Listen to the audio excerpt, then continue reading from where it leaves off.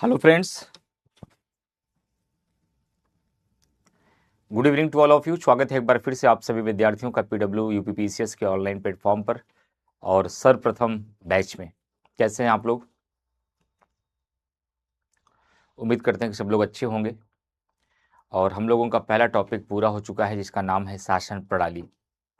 तो क्या आप लोगों ने शासन प्रणाली का नोट्स अच्छे से पढ़ा?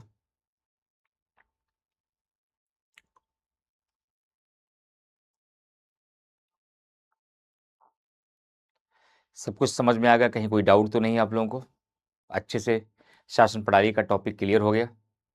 तो आप आज आपको एक बेसिक टॉपिक पढ़ाना है जो आपकी पॉलिटी को पढ़ने के आधार को मजबूत करेगा, जो आपकी पॉलिटी की समझ को डेवलप करेगा। क्योंकि पॉलिटी पढ़ने के लिए जो टूल्स होते हैं, जो छोटे छोटे शब्द आते हैं, कई बार उन शब्दों को न समझ पाने की वजह से भी आपकी स्थिति थोड़ा कमज़ोर हो जाती है।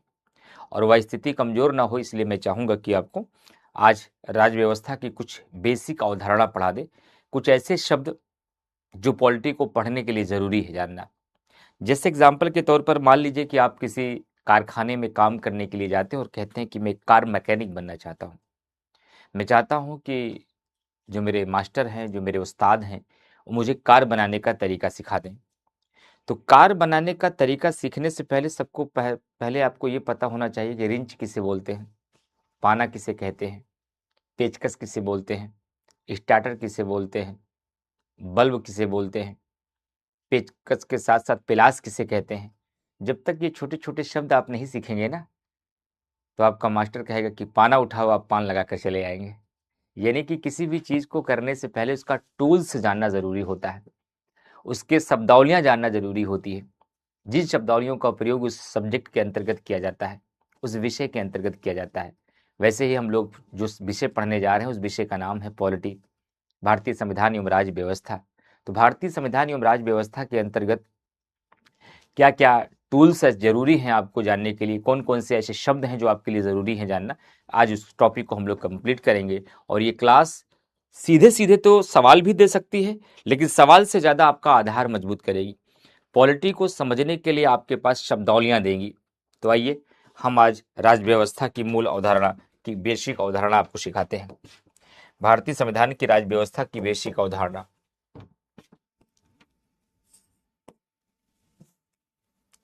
राज्य व्यवस्था की बेसिक अवधारणा।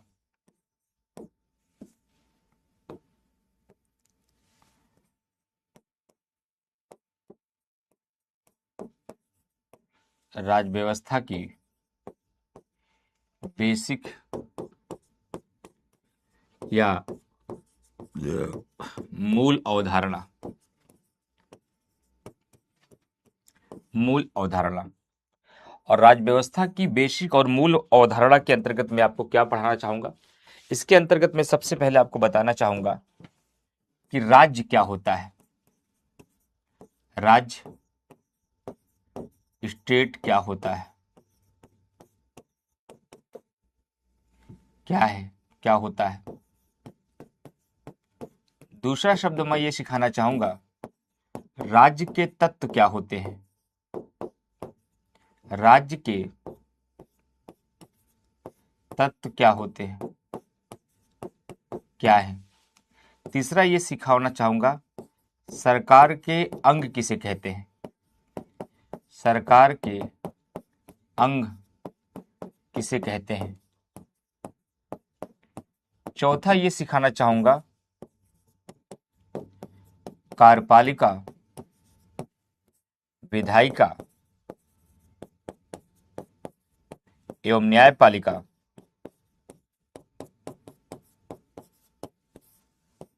क्या है एवं इसके दायित्व क्या है। न्यायपालिका तो बहुत डिटेल में पढ़ेंगे, लेकिन बेसिक अवधारणा आज सिखाएंगे। एवं इसके दायित्व क्या है।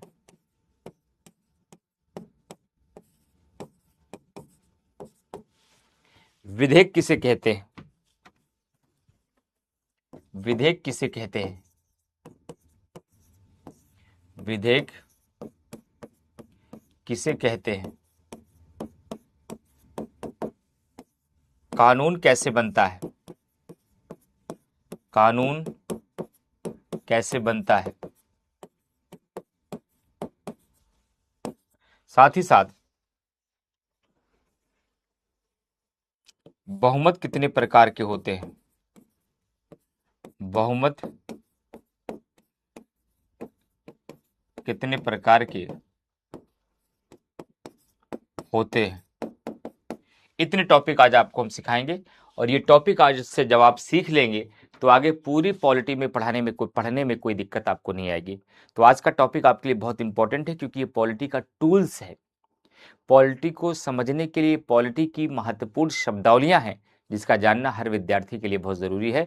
उसके बाद आपका टॉपिक शुरू होगा संविधान क्या है और संविधान की विशेषता, जहां से आपके नोट्स की शुरुआत होती है।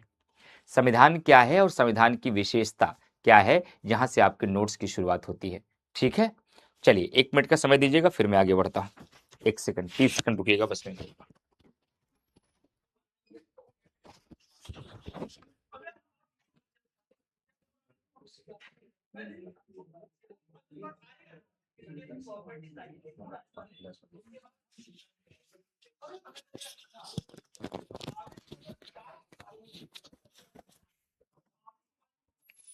चलिए, तो आइए सबसे पहले देखते हैं कि राज्य क्या है।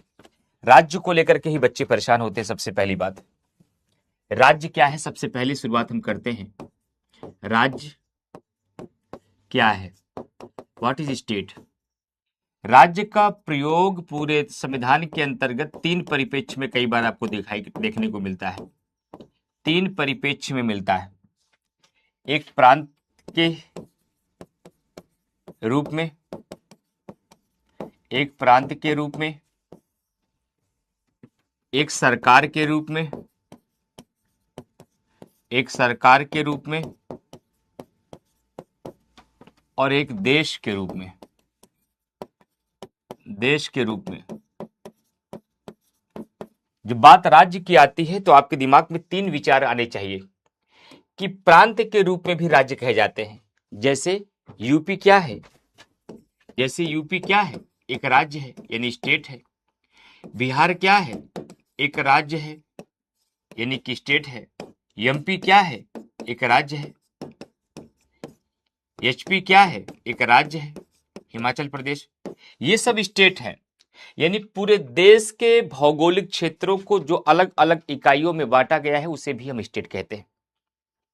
समझ पा रहे हैं? हम राज्य का प्रयोग एक जगह राज्य के स्तर पर कहते हैं, यानी कि पूरे भारत के भौगोलिक क्षेत्र को अलग अलग भौगोलिक इकाइयों में बांटा गया है, और ये अलग अलग भौगोलिक इकाइयों में जो बांटा गया इसे हम प्रांत नाम देते हैं। इसी को राज्य या स्टेट कहते हैं। जैसे कि भारत में वर्तमान में 28 राज्य हैं, यूपी, बिहार, एमपी, राजस्थान, इसे भी राज्य कहा जाता है। तो राज्य का प्रयोग हम प्रांत के स्तर पर भी कहते हैं। देश के भौगोलिक क्षेत्र की छोटी छोटी इकाइयों को भी राज्य कहा जाता है। एक राज्य तो ये होता है, एक राज्य कोई और होता है, एक राज्य कोई और होता है। एक राज्य का मतलब होता है सरकार का रूप। जैसे जब कभी आप फंडामेंटल राइट आप पढ़े होंगे तो आप कहा जाता है कि राज्य उपाधियां नहीं देगा, राज्य भी अस्पृश्यता नहीं करेगा, राज्य धर्म, जाति, लिंग के आधार पर सार्वजनिक स्थलों पर भेदभाव नहीं करेगा, राज्य 6 से 14 वर्ष के बच्चों को किसी खतरनाक कारखाने पे काम पर नहीं लगाएगा। ये कौन से राज्य की बात की जा रही है? किस राज्य की चर्चा यहाँ पर हो रही है कि राज्य ऐसा नहीं करेगा, राज्य वैसा नहीं करेगा, राज्य ऐसा नहीं करेगा? जब आप भाग 4 पढ़ते हो तो आपसे कहा जाता है कि राज्य ग्राम पंचायतों का गठन करेगा, राज्य सामाजिक, आर्थिक, राजनीतिक न्याय सुनिश्चित करेगा, राज्य रोजगार की व्यवस्था करेगा, राज्य यूनिफॉर्म सिविल कोड का करेगा। कहाँ है ये राज्य? कौन है ये राज्य? ये उस राज्य की चर्चा हो रही है जो सरकार के रूप में होती है, जिसे भारतीय संविधान के अनुच्छेद 12 के रूप में किया गया है, 12 के अंतर्गत किया गया है। जिसकी चर्चा भारतीय संविधान के अनुच्छेद 12 के अंतर्गत किया गया है। यानी कि सरकार का एक प्रयोग जो होता है, राज्य का एक प्रयोग सरकार के परिप्रेक्ष्य में होता है, जिसकी चर्चा भारतीय संविधान के अनुच्छेद 12 के अंतर्गत कही गई है, जिसके तहत कहा गया है कि संसद एवं राज्य विधानमंडल भी राज्य है। जिसके तहत कहा गया है संसद एवं राज्य विधानमंडल भी राज्य है। जिसके तहत कहा गया है कि संघ सरकार एवं राज्य सरकार भी राज्य है। इन सब को राज्य माना गया है। एक राज्य का प्रयोग सरकार के रूप में होता है। लेकिन एक सरकार, एक राज्य का प्रयोग देश के रूप में होता है। वैश्विक स्तरों पर, अंतर्राष्ट्रीय मंचों पर कहा जाता है कि भारत एक राज्य है, भारत एक राज्य है। वैश्विक स्तर पर कहा जाता है कि चीन भी एक राज्य है। वैश्विक स्तर पर कहा जाता है कि अमेरिका भी एक राज्य है, अमेरिका भी एक राज्य है। तो भारत कैसे राज्य हो गया? एक तरफ तो आप कह रहे हैं कि पूरे भारत के भौगोलिक क्षेत्र को जो छोटी छोटी इकाइयों में बांटा गया उसे हम प्रांत कहते हैं, उसी प्रांतों को राज्य कहा जाता है, उसी प्रांतों को स्टेट कहा जाता है। वही दूसरी तरफ आप कह रहे हैं कि भारत भी एक राज्य है, अमेरिका भी राज्य है, चीन भी एक राज्य है। ये कौन सा राज्य है?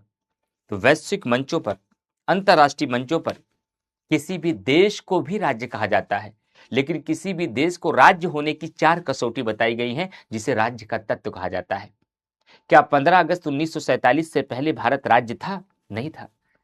भारत राज्य कब बना? भारत 26 जनवरी 1950 के बाद राज्य बना। ऐसा क्या था जो 26 जनवरी 1950 के पहले भारत के पास नहीं था, जिसकी वजह से भारत को राज्य नहीं कहा गया? और ऐसा क्या मिल गया 26 जनवरी 1950 के बाद जिसकी वजह से भारत को राज्य कहा जाने लगा? वही राज्य के तत्व है। आपका आयोग, आपका कमीशन आपसे सवाल पूछता है, निम्नलिखित में से राज्य के तत्व में क्या शामिल है? निम्नलिखित में से राज्य के लिए क्या आवश्यक तत्व है? निम्नलिखित में से किसे राज्य का प्राण तत्व कहा जाता है? ऐसे सवाल आपके एग्जाम में पूछे गए हैं। तो आइए बताते हैं, किसी भी दुनिया के देश को राज्य की संज्ञा कब दी जाती है, राज्य के तत्व क्या होते हैं। मैंने केवल अभी आपको यह सिखाया। राज्य का प्रयोग 3 रूप में किया जाता है। राज्य का प्रयोग 3 रूप में किया जाता है, एक प्रांत के रूप में, एक प्रांत के रूप में, एक सरकार के रूप में, एक देश के रूप में। लेकिन किसी भी देश को राज्य का दर्जा कब दिया जाता है, कब उसे राज्य कहा जाता है, राज्य होने की क्या तत्व है, what is the element of state. अब मैं आपको राज्य के तत्व सिखाता हूं कि राज्य के तत्व क्या होते हैं, कब किसी देश को राज्य की संज्ञा दी जाती है। अब मैं आपको राज्य के तत्व बताता हूं।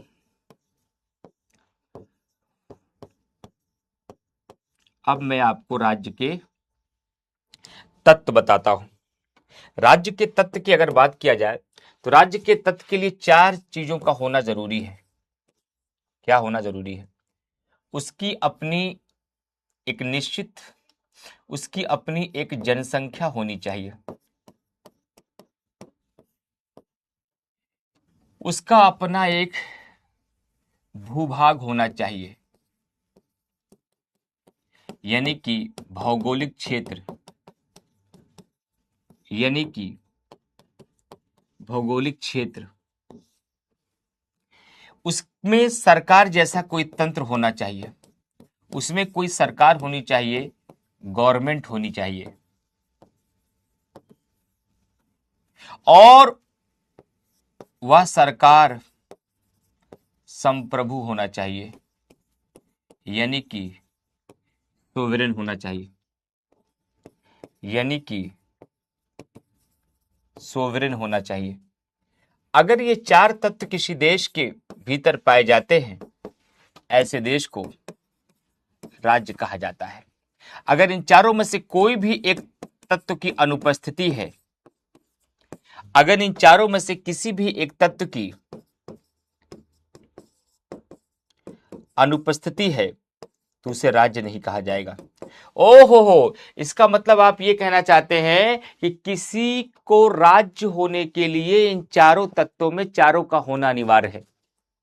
अगर इन चारों में से एक की भी अनुपस्थिति हो जाएगी तो वह राज्य नहीं कहलाएगा, तो वह राज्य नहीं कहलाएगा।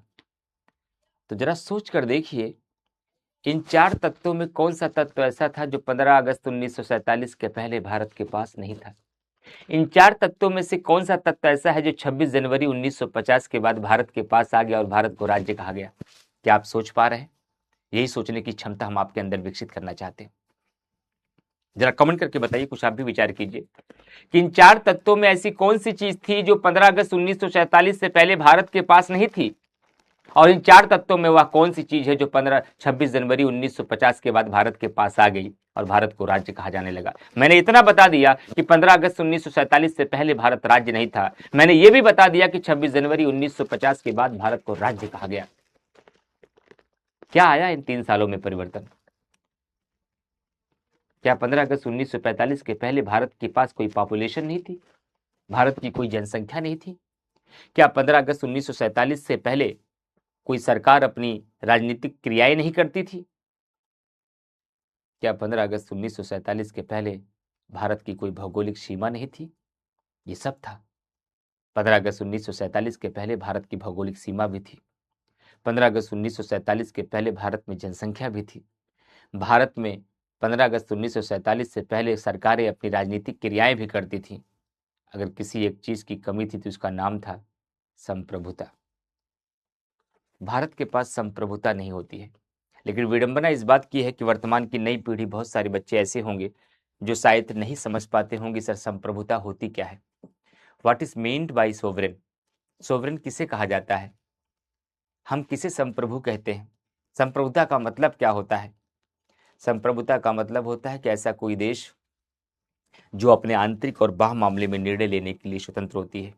संप्रभुता का मतलब होता है कि ऐसा कोई देश जो अपने आंतरिक और बाह्य मामले में निर्णय लेने के लिए स्वतंत्र होती है।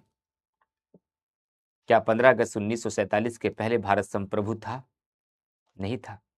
क्या भारत अपने आंतरिक मामलों में निर्णय लेने के लिए स्वतंत्र था? नहीं था। क्या भारत अपने बाह्य मामले में निर्णय लेने के लिए स्वतंत्र था? नहीं था। सर, ये आंतरिक मामला क्या होता है? देश के भीतर सामाजिक मामले, आर्थिक मामले, राजनीतिक मामले, धार्मिक मामले, क्या इस मामले को लेकर के भारत अपने अनुसार डिसीजन ले पाता था? नहीं सर, ये डिसीजन तो अंग्रेज लेते थे। क्या 15 अगस्त 1947 के पहले भारत को किस देश के साथ संधि करना है, किस देश के साथ समझौता करना है, किस देश के साथ व्यापार करना है, कौन से अंतर्राष्ट्रीय संगठन में शामिल होना है, क्या भारत ये निर्णय लेने के लिए स्वतंत्र था? नहीं था। ये सारे निर्णय कौन ले रहा था? ये सारे निर्णय ब्रिटेन ले रहा था। इसका मतलब है कि 15 अगस्त 1947 से पहले भारत ब्रिटेन का उपनिवेश था। लेकिन 26 जनवरी 1950 के बाद जब भारत का संविधान लागू हो गया, जब हमने अपने राष्ट्राध्यक्ष का चुनाव कर लिया, जब हमने अपना स्टेट ऑफ हेड चुन लिया, जब मैंने अपना भारतीय राष्ट्रपति का चुनाव कर लिया, तब भारत संप्रभु हो गया। क्योंकि 26 जनवरी 1950 के बाद भारत अपने आंतरिक और बाह्य मामले में निर्णय लेने के लिए स्वतंत्र हो गया और आज भारत एक संप्रभु राज्य है। आज भारत एक संप्रभु देश है, यानी कि भारत आज अपने आंतरिक मामलों में निर्णय लेने के लिए स्वतंत्र है। हमारे देश में जीएसटी लागू होगा कि नहीं लागू होगा, यह अमेरिका नहीं तय करेगा, यह भारत तय करेगा। हम चीन से तेल मंगाएंगे कि अमेरिका से तेल मंगाएंगे, ये चीन नहीं तय करेगा, ये अमेरिका नहीं तय करेगा, ये रशिया नहीं तय करेगा, ये भारत तय करेगा। हमें किसके साथ व्यापार करना है, किसके साथ युद्ध करना है, किसके साथ संधि करना है, किसके साथ समझौता करना है, ये कोई और नहीं, ये भारत स्वयं तय करेगा। 2014 में जब देश के प्रधानमंत्री आदरणीय नरेंद्र मोदी जी पहली बार देश के प्रधानमंत्री बने तो उन्होंने भूटान की यात्रा की। उस समय अमेरिका के राष्ट्रपति हुआ करते थे बराक ओबामा। बराक ओबामा ने कहा कि भारत का प्रधानमंत्री अमेरिका के सुपर पावर को छोड़कर पुद्दू जैसे भूटान देश की यात्रा कर रहे हैं। शायद देश के प्रधानमंत्री मोदी जी ने अमेरिका को यही संदेश दिया, India is a sovereign country. Bharat एक संप्रभु राज्य है। भारत अपने आंतरिक और बाह्य मामले में निर्णय लेने के लिए स्वतंत्र है। हमें प्रधानमंत्री की बात बनने के बाद भूटान की यात्रा करनी है या मालदीव की या म्यांमार की या अमेरिका की, ये हम तय करेंगे साहब, आप नहीं। Because India is a sovereign country, क्योंकि भारत एक संप्रभु राज्य है। इसका मतलब है कि भारत देश के अंतर्गत ये चारों तत्व पाए जाते हैं। भारत की एक निश्चित जनसंख्या है जो 2011 की जनगणना के अनुसार लगभग 121 करोड़ है। भारत का एक निश्चित भूभाग है जिसका क्षेत्रफल 32,87,263 वर्ग किलोमीटर है। भारत में एक सरकार काम करती है जिसका नाम है वर्तमान की भाजपा सरकार, और भारत संप्रभु भी है। भारत अपने इंटरनल मामले में, भारत अपने एक्सटर्नल मामले में निर्णय लेने की सर्वोच्च शक्ति रखती है। हमारी इस शक्ति को कोई प्रभावित नहीं कर सकता, हमारी इस शक्ति पर कोई हस्तक्षेप नहीं कर सकता। It means India is a state. अतः भारत भी एक राज्य है और राज्य होने के 4 तत्व हैं। लेकिन मैंने कहा इन चारों तत्वों का होना अनिवार्य है। इन चारों तत्वों में अगर एक भी तत्व नहीं पाया गया तो राज्य की श्रेणी में भारत नहीं आएगा, या कोई दुनिया का कोई भी देश राज्य की श्रेणी में नहीं आएगा। इन चारों तत्वों का होना अनिवार्य है। लेकिन आयोग ने एक बार सवाल पूछा, राज्य के चारों तत्वों में कौन सा प्राण तत्व है? राज्य के चारों तत्वों में कौन सा प्राण तत्व है? कौन उसकी रीढ़ की हड्डी है? कौन उसका बैकबोन है? किसके बिना वो मर जाएगा। मानव किससे बनता है? दो हाथों से बनता है, दो पैरों से बनता है, दो आंखों से बनता है, दो कानों से बनता है, एक दिल से बनता है, एक सिर से बनता है। अगर एक हाथ कट जाए तो क्या मानव नहीं रह सकता है? रह सकता है। क्या एक पैर कट जाए तो मानव नहीं रह सकता है? रह सकता है। क्या एक कान काट लिए जाए तो मानव नहीं रह सकता है? रह सकता है। और मानव की धड़कन निकाल ली जाए तो, मानव की धड़कन निकाल ली जाए तो मानव एक पल नहीं रह सकता है। इसका मतलब हृदय हमारा प्राण तत्व है। हृदय के बगैर मानव की कल्पना भी नहीं की जा सकती। जिस प्रकार से हृदय के बगैर मानव की कल्पना नहीं की जा सकती, उस प्रकार से संप्रभुता के बगैर राज्य की कल्पना नहीं की जा सकती। एक बार तो हम जनसंख्या के बगैर थोड़ा बहुत सोच सकते हैं, एक बार हम भूभाग के बगैर सोच सकते हैं, एक बार हम सरकार के बगैर थोड़ी बहुत कल्पना कर सकते हैं, लेकिन प्राण तत्व है हमारा संप्रभुता। संप्रभुता के बगैर राज्य का सपना भी नहीं देखा जा सकता। हालांकि तकनीकी रूप से इन चार तत्वों में सबका होना अनिवार्य है, लेकिन इन चार तत्वों में संप्रभुता राज्य का प्राण तत्व है। इसके बगैर राज्य का अस्तित्व ही समाप्त हो जाता है।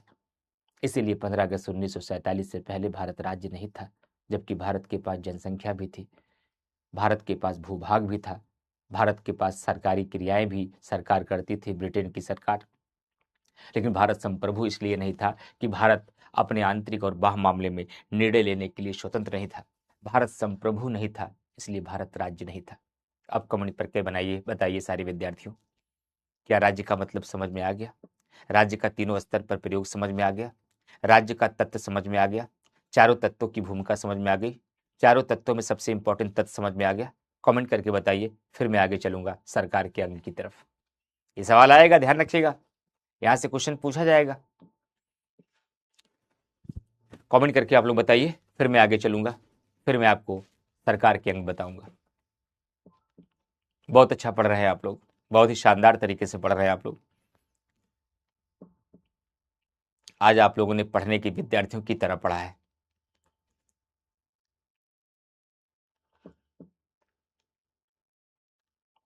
क्योंकि मुझे पढ़ाने का मौका दिया आज। मतलब जब तक मैं समझाया, जब तक मैं बोला, केवल आपने सुना। और मैंने कहा कि टॉपिक क्लियर करने के बाद हमेशा मैं आपसे पूछूंगा, कोई डाउट तो पूछ लीजिए। लेकिन डाउट टॉपिक के बीच में आप चाहे 1000 कमेंट करेंगे, लेकिन मैं एक जवाब नहीं दूंगा। और लेकिन जब टॉपिक पूरा कर दूंगा, तो मानसिक संतुलन अगर हल्का भी ठीक होगा तो टॉपिक समझ में आ जाएगा। दिक्कत केवल तभी हो सकती है कि जब मानसिक संतुलन ही ठीक ना हो। और मैं ऐसी उम्मीद करता हूँ हमारे सामने जो पीढ़ी पढ़ रही है, जो बच्चे पढ़ रहे हैं, इनका सबका मानसिक संतुलन ठीक है, इसलिए पॉलिटी में दिक्कत नहीं आने वाली है आपको। चले भाई आगे। कमेंट दिख नहीं रहा बच्चों?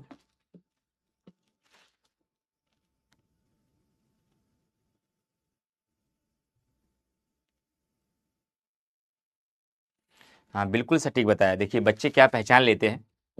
और कमेंट थोड़ा नीचे करिए। किसी बच्चे ने कहा कि sir sorry for disturbing, but आपकी तबीयत आज मुझे सही नहीं लग रही। एकदम सही पकड़ा आपने।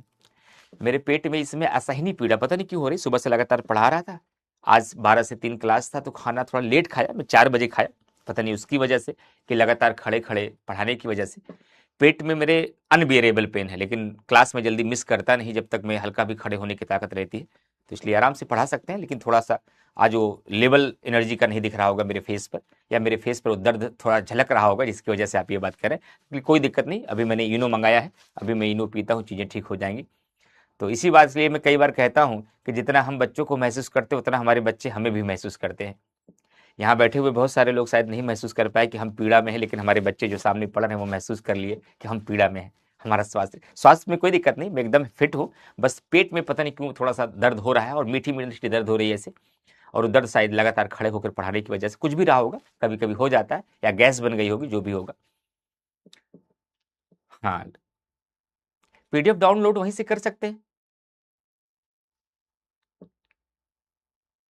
कोई दिक्कत नहीं। बट हमारे पढ़ाने योग्य है। अगर ऐसी स्थिति ना होती मैं क्लास फिर कैंसिल ही करा देता। पढ़ाने योग्य है, थोड़ा सा मतलब अनकंफर्ट है, ठीक हो जाएगा। अभी मैं इनो पीता हूँ, सही हो जाएगा।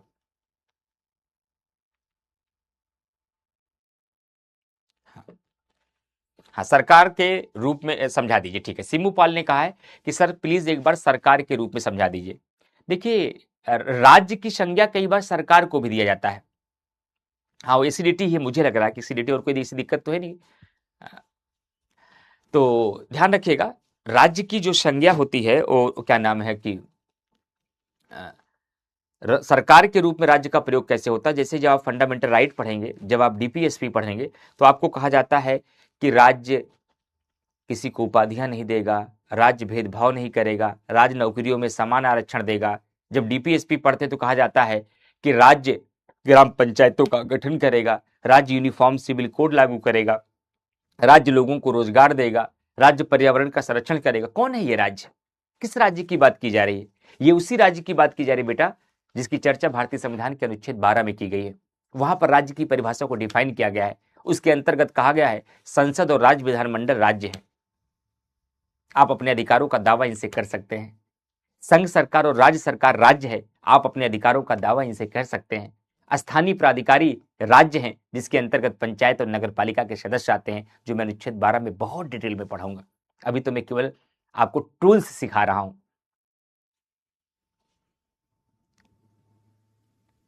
ठीक है, चलिए, तो मैं अब आगे चलता हूं, नेक्स्ट पॉइंट की तरफ चर्चा करता हूं।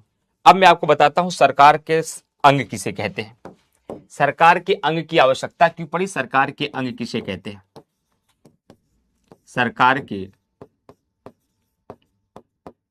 अंग क्या है? इसी सरकार के अंग को हम लोग कई बार शासन के अंग भी बोलते हैं। इसी सरकार के अंग को कई बार हम शासन के अंग बोलते हैं। इसी सरकार के अंग को हम कई बार शासन के अंग बोलते हैं, शासन के अंग बोलते हैं। सरकार के अंग क्या होते हैं? किसी भी राज्य व्यवस्था के अंतर्गत, किसी भी देश के अंतर्गत निम्नलिखित 3 चुनौतियां होती हैं। पहला, कानून बनाने की चुनौती, नियम कौन बनाएगा।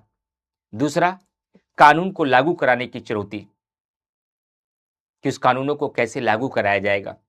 और तीसरा, जो कानून बनाया जा रहा है, जो कानून लागू कराया जा रहा है, क्या वो संविधान के अनुरूप है? क्या संविधान के दायरे में रह के बनाया गया है? क्या संविधान के दायरे में रह के उसे लागू कराया गया है? इस बात की निगरानी करने के लिए एक संस्था होनी चाहिए। किसी भी शासन प्रणाली में, किसी भी देश को चलाने के लिए देश के समक्ष यही 3 चुनौतियां होती हैं।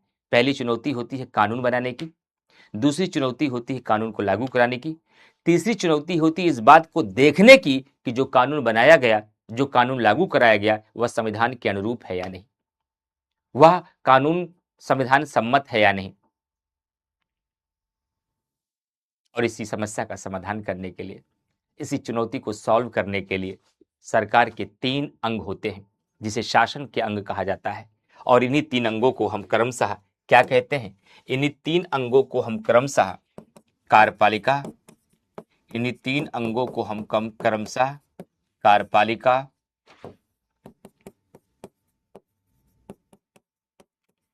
विधायिका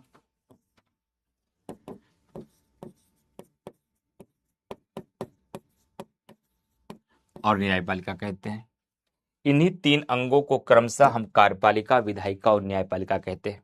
ये सरकार के यही अंग हैं, यही शासन के 3 अंग हैं। कार्यपालिका को हम एग्जीक्यूटिव कहते हैं, विधायिका को हम लेजिस्लेटिव कहते हैं, लेजिस्लेटिव कहते हैं, न्यायपालिका को हम जुडिशरी कहते हैं। न्यायपालिका को हम जुडिशरी कहते हैं। सवाल उठता है कि विधायिका क्या काम करती है सर? विधायिका का मतलब ही डाल के दीजिए आधा, चलाइए, हम मुझे दे दीजिए। विधायिका का मतलब ही होता है एक ऐसी संस्था जो कानून बनाने का काम करती है। क्या? विधायिका का मतलब ही होता है, विधायिका मतलब विधायन बनाने वाली संस्था। विधायिका का मतलब विधायन बनाने वाली संस्था। विधायन का मतलब कानून, कानून का मतलब लॉ। ऐसी संस्था जिसका काम होता है कानून बनाना, नियम बनाना, लॉ बनाना, ऐसी संस्था को हम विधायिका कहते हैं। इसी विधायिका को ही व्यवस्थापिका कहा जाता है। कोई बच्चा एक दिन मुझसे पहले दिन क्लास में पूछ रहा था, तो मैंने कहा कि जब जूता चुराई की रस्म आएगी तो मैं आपको बताऊंगा, जूता चुराई की रस्म आएगी तो मैं आपको बताऊंगा कि व्यवस्थापिका किसे कहते हैं और विधायिका किसे कहते हैं। विधायिका का ही दूसरा नाम व्यवस्थापिका है। तो एक बात ये भी ध्यान रखिए, कई बार बच्चे परेशान हो जाते हैं, विधायिका को ही व्यवस्थापिका कहा जाता है, इसे ही हम व्यवस्थापिका कहते हैं, ध्यान रखिएगा। इसे ही हम क्या कहते हैं, इसे ही हम व्यवस्थापिका भी कहा जाता है। और ये कौन सी संस्था है, ये कानून बनाने वाली संस्था है। ये कानून बनाने वाली संस्था है। इस संस्था का मुख्य कार्य है लॉज बनाना, कानून बनाना। कानून जो बन गया है उसे लागू कौन कराएगी, कानून लागू कराने को इंग्लिश से बोलते एग्जीक्यूट करना। एग्जीक्यूट करना यानी कि कार्यपालिका का काम क्या होता है, कार्यपालिका का काम होता है विधायिका द्वारा बनाए गए कानूनों को लागू कराना। विधायिका के द्वारा बनाए गए कानूनों को, विधायिका द्वारा बनाए गए कानूनों को लागू कराना। और न्यायपालिका का क्या काम है, न्यायपालिका का काम है कि विधायिका ने जो कानून बनाया, कार्यपालिका ने जैसे लागू कराया, वह संविधान के अनुरूप कानून बना रहे हैं या नहीं, वह सरकार के अनुरूप, संविधान के अनुरूप कानून को लागू करा रहे हैं या नहीं, संविधान के अनुरूप कानून को लागू करा रहे हैं या नहीं। साथ ही साथ न्यायपालिका के तो बहुत सारे काम हैं, मौलिक अधिकारों की सुरक्षा देना, राज्य और नागरिकों के बीच संबंधों को बताना, कोई विवाद हो उसको भी बताना, राज्यों के विवाद को बताना, भारत संघ एवं राज्य के विवाद को बताना। लेकिन मुख्य कार्य एक बताऊं अगर, तो न्यायपालिका का काम यही है कि वह विधायिका और कार्यपालिका पर नजर रखे। वह किस पर नजर रखे, वह विधायिका और कार्यपालिका पर नजर रखे। किस बात का, कि वो अपनी पत्नी को चाट खिलाने कहां ले जा रहे हैं, अरे नहीं भाई, इस बात का थोड़ी, इस बात का नजर रखे कि वह जो कानून बना रहे हैं, ये जो कानून बना रहे हैं, ये जो कानून को लागू करा रहे हैं, ये सब संविधान के अनुरूप हो रहा है या नहीं, ये सब संविधान के अनुरूप हो रहा है या नहीं, क्या ये इसमें कहीं संविधान का उल्लंघन तो नहीं हुआ है। इस बात का निगरानी करना किसका काम है, इस बात का निगरानी करना किसका काम है, तो इस बात का निगरानी करना, ध्यान रखिएगा, न्यायपालिका का काम है। तो मैंने आपको क्या सिखाया कि शासन प्रणाली को सुचारू रूप से चलाने के लिए सरकार के 3 अंग बनाए गए हैं, जिसे शासन का अंग कहा जाता है। शासन के 3 अंगों का नाम है कार्यपालिका, विधायिका और न्यायपालिका। कार्यपालिका को हम एग्जीक्यूटिव कहते हैं, विधायिका को हम लेजिस्लेटिव कहते हैं, न्यायपालिका को हम जुडिशरी कहते हैं। लेकिन जानकारी के लिए बता दें, विधायिका को ही व्यवस्थापिका कहा जाता है। विधायिका का मुख्य कार्य होता है कानून बनाना, कार्यपालिका का मुख्य कार्य होता है बने हुए कानूनों को लागू कराना, और न्यायपालिका का मुख्य कार्य होता है विधायिका और कार्यपालिका के कार्यों पर निगरानी रखना कि वह संविधान के अनुरूप, संविधान का पालन करते हुए, संविधान की मर्यादाओं में रहते हुए लॉज बना रहे हैं या नहीं बना रहे हैं। ये इसकी संक्षिप्त परिचय है केवल भी। अब इसको खोलूंगा मैं। अब मैं विधायिका को ओपन करता हूं, बस मुझे 30 सेकंड का समय दीजिए। अब मैं विधायिका को ओपन करता हूं।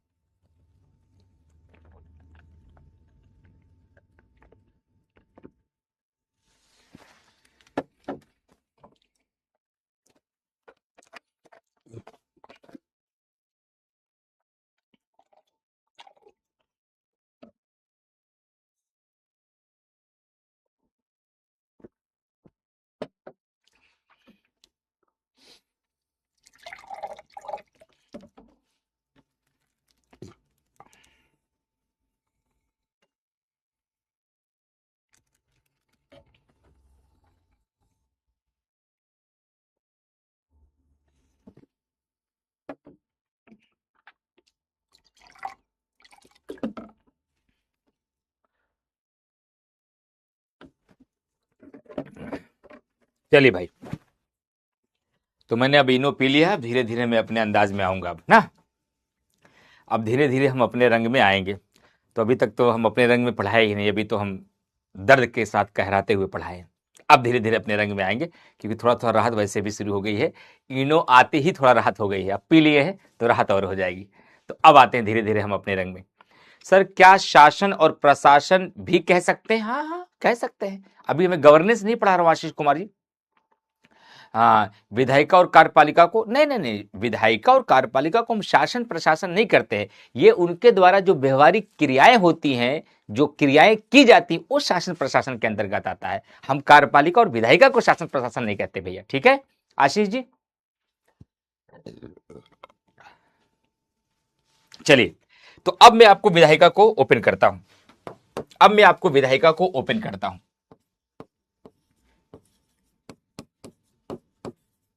अब जो मैं विधायिका को ओपन करता हूं, विधायिका भी निम्नलिखित दो प्रकार की होती है।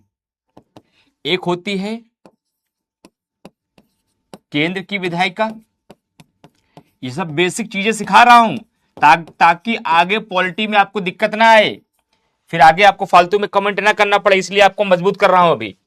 एक होती है राज्य की विधायिका, एक होती है राज्य की विधायिका। केंद्र की विधायिका को हम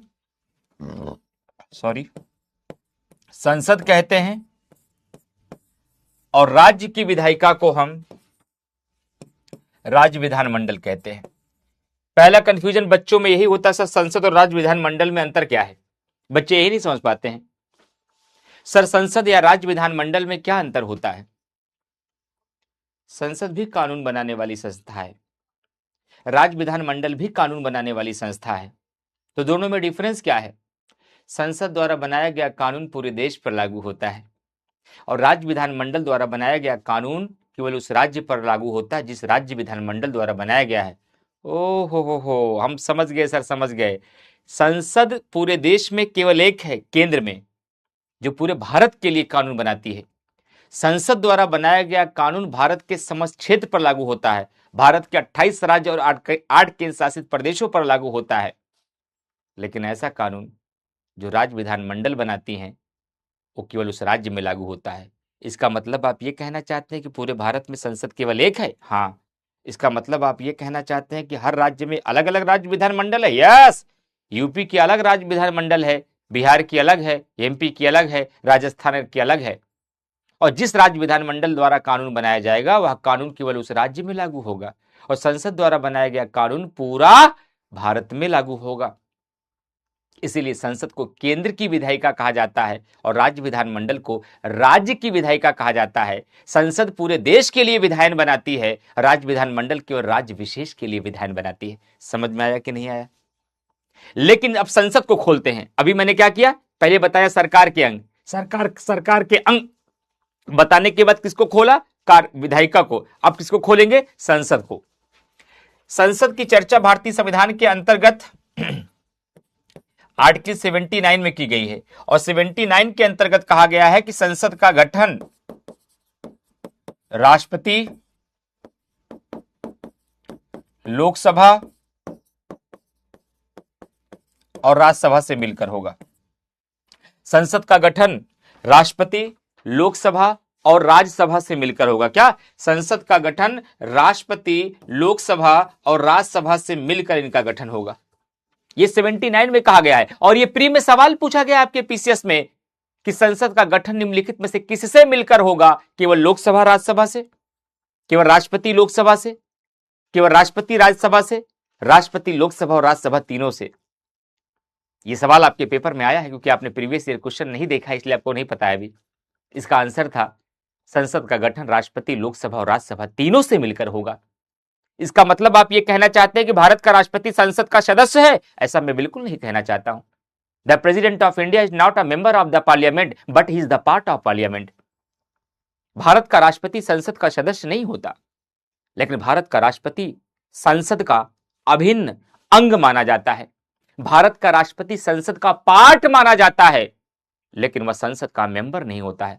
सर आपकी ये बात मुझे डाइजेस्ट नहीं हो रही है, सर आपकी ये बात मुझे डाइजेस्ट नहीं हो रही है। जब वह संसद का सदस्य नहीं है तो संसद का अंग कैसे है? अगर संसद का अंग है तो संसद का सदस्य क्यों नहीं है? नहीं समझ पा रहे? और देसी में समझाऊं, एग्जाम्पल के साथ समझना चाहेंगे? खिड़की के बगल एक भैया बैठे हैं, जिनका काम है क्लास को लाइव करना, जिनका काम है क्लास को बंद कर देना, और इस कक्षा में हम और आप हैं। क्या ये टेक्निकल भैया इस क्लास का सदस्य है? क्या ये टेक्निकल भैया क्लास में बैठ के आपकी तरह पढ़ रहे हैं? नहीं। It means technical boy is the not a part of, it means technical boy is not a member of the class, but he is the part of the class. वह टेक्निकल बच्चा क्लास का सदस्य तो नहीं है, लेकिन class का अंग माना जाएगा। क्यों? क्योंकि ये क्लास तब तक चालू नहीं हो सकती, क्योंकि ये क्लास तब तक स्टार्ट नहीं हो सकती जब तक वो वहां से लाइव नहीं करेंगे। जब तक वो वहां से गो लाइव नहीं करेंगे तब तक आप उधर बैठे रहेंगे, हम यहां खड़े रहेंगे, लेकिन आप ना मुझे देख पाएंगे ना मैं आपका कमेंट देख पाऊंगा। इसलिए कहा जाता है भारत का राष्ट्रपति संसद का मेंबर तो नहीं होता, लेकिन जब कानून बनता है ना, वह कानून बनने की प्रक्रिया तब तक पूरी नहीं हो सकती जब तक कि भारत का राष्ट्रपति उस पर साइन न कर दे। इसीलिए भारत के राष्ट्रपति को संसद का सदस्य नहीं कहा जाता, भारत के राष्ट्रपति को संसद का अभिन्न अंग माना जाता है। मैंने कल आपसे एक बात बताई थी, जो भी चीजें आप पढ़ते रह गए, पढ़ने के साथ साथ आपकी जिम्मेदारी है कि सवाल बनाते रहिए और सवाल को अपने दिमाग में सेट करते रहिए। अगर आप पढ़ने के साथ साथ सवाल नहीं बना पा रहे तो आपके पढ़ने का तरीका गलत माना जाएगा। समझ गए? तो अब तक की कहानी में कितने सवाल सिखा दिया मैंने? 3 सवाल। पहला सवाल क्या सिखा दिया? संसद का प्रावधान भारतीय संविधान के किस आर्टिकल में है? 79 में। संसद का गठन निम्नलिखित में से किससे मिलकर होता है? राष्ट्रपति, लोकसभा और राज्यसभा से। भारत का राष्ट्रपति संसद का सदस्य होता है? बिल्कुल नहीं। भारत का राष्ट्रपति संसद का पार्ट है? यस। यानी कि भारत के राष्ट्रपति को संसद का अभिन्न अंग कहते हैं? यस। लेकिन भारत का राष्ट्रपति संसद का सदस्य नहीं होता। तो हम लोग बेसिक सीखते सीखते 4 सवाल आपको सिखा दिए, जबकि अभी मैं पढ़ाना नहीं शुरू किया हूं। अभी तो मैं आपको टूल्स सिखा रहा हूं, राज्य व्यवस्था की मूल अवधारणा बता रहा हूं, सभी नामों से परिचित करा रहा हूं। अरे जब मूवी देखते हो, सबसे पहले डायरेक्टर क्या दिखाता है? ये हैं कौन? ये हैं चित्रा, जो कि ये रामू के बाबू बनेंगे। ये है सन्नी देओल, जो इसके पिता बनेंगे। ये है बॉबी देओल, जो इसके बेटा बनेंगे। ये है धर्मेंद्र, जो दोनों के बाप हैं। ये है अमिताभ बच्चन, जो इनका डबल रोल है। सब पात्रों से पहले परिचित कराया जाता है। जब आप सब पात्रों से परिचित हो जाते हैं तब पिक्चर देखना शुरू करते हैं, तब पिक्चर समझ में आती है। जब 3 घंटे की मूवी देखने के लिए हमें सभी पात्रों से परिचित होना जरूरी होता है, तो 100 घंटे की पॉलिटी पढ़ने के लिए बगैर पात्रों से परिचित हुए कैसे कर पाएंगे आप? बगैर पात्रों से परिचित हुए कैसे कर पाएंगे आप? समझ आई बात है? इसलिए आपको मैं पात्रों से परिचित करा रहा हूं, इसलिए मैं आपको टूल से दिखा रहा हूं। तो केंद्र की विधायिका किसे कहते हैं? संसद। संसद द्वारा बनाया गया कानून पूरे देश पर लागू होता है। संसद का गठन किससे मिलकर होता है? राष्ट्रपति, लोकसभा और राज्यसभा से। संसद के गठन की बात किस आर्टिकल में है? 79 में। भारत का राष्ट्रपति संसद का सदस्य है? बिल्कुल नहीं। भारत का राष्ट्रपति संसद का अभिन्न अंग माना जाता है। फैक्ट भी क्लियर, कॉन्सेप्ट भी क्लियर। कॉन्सेप्ट और फैक्ट दोनों एक साथ लेके चलिए। अगली बात, राज्य विधानमंडल निम्नलिखित 2 प्रकार का होता है। राज्य विधानमंडल एक सदनी भी हो सकता है। राज्य विधानमंडल द्विसदनी भी हो सकता है। राज्य विधानमंडल द्विसदनी भी हो सकता है। एक सदनी राज्य विधानमंडल को यूनिकैमरल हाउस कहा जाता है। यूनिकैमरल हाउस कहा जाता है। और द्विसदनी राज्य विधानमंडल को बाईकैमरल हाउस कहा जाता है। बाईकैमरल हाउस कहा जाता है। ये यूनिकैमरल क्या है? बाईकैमरल क्या है सर? यूनिकैमरल का मतलब होता है कि एक सदनी राज्य विधानमंडल का गठन केवल राज्यपाल प्लस विधानसभा, वीएस का मतलब बाबू विधानसभा होगा। एक सदनी राज्य विधानमंडल का गठन केवल राज्यपाल और विधानसभा से मिलकर हो जाता है। अच्छा, और द्विसदनी राज्य विधानमंडल का गठन? द्विसदनी राज्य विधानमंडल का गठन राज्यपाल